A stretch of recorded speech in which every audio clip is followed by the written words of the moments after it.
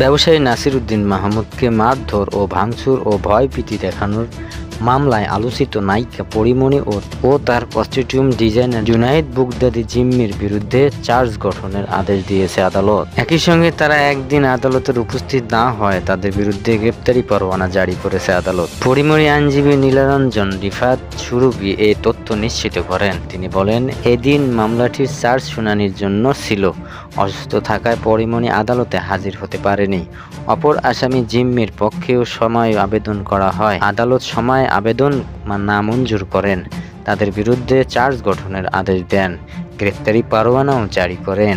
গত বছরে 18 মার্চ ব্যবসায়ী নাসিরের করা এই মামলার তদন্ত কর্মকর্তা পুলিশ ব্যুরো অব ইনভেস্টিগেশনের ঢাকা জেলার পরিদর্শক মোহাম্মদ মনির হোসেন ঢাকা চিফ জুনিয়র রিসিট ম্যাজিস্ট্রেট আদালতের পরীমনি তার কস্টিউম ডিজাইনার জুনায়েদ বুগদাদি জিমির বিরুদ্ধে প্রতিবেদন দাখিল করেন। পরীমনি ও জিমির বিরুদ্ধে মারধর ও ভয়ভীতি দেখানো অভিযোগ সত্যতা পাওয়া গেছে বলে প্রতিবেদনে উল্লেখ করা হয়।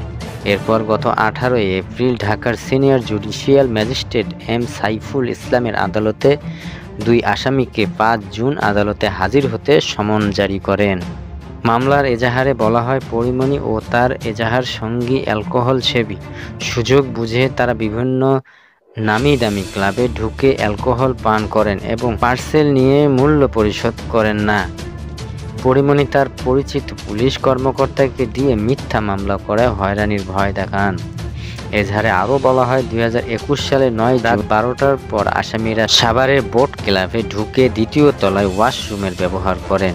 পরে তারা ক্লাবের ভেতরে বসে অ্যালকোহল পান করেন। বাদী এবং আসামির মধ্যে বাদ অনুবাদের এক পর্যায়ে পরীমনি বাদীর দিকে একটি সার্ভিং গ্লাস ছুঁড়ে মারেন এবং হাতে থাকা মোবাইল ফোনটি ছুঁড়ে মারেন। এতে নাসির উদ্দিনের মাথায় ও বুকে আঘাত প্রাপ্ত হন। এদিকে পরীমনির মাথার উপর মাদকের মামলাও ঝুলছে এবং 2021 সালে 5 আগস্ট র্যাব বাদী হয়ে বনানী থানার মামলাটি করেন। তার আগের দিন বনানীর বাসা থেকে নায়িকা বিপুল মদ ও মাদকাসক্ত সহ আটক করেন র্যাব। পরের দিন হয় মামলা। মাদকের এই মামলার কয়েক দফা রিমান্ড ও প্রায় 1 মাস জেল খেটে জামিনে মুক্তি পান পরীমনি।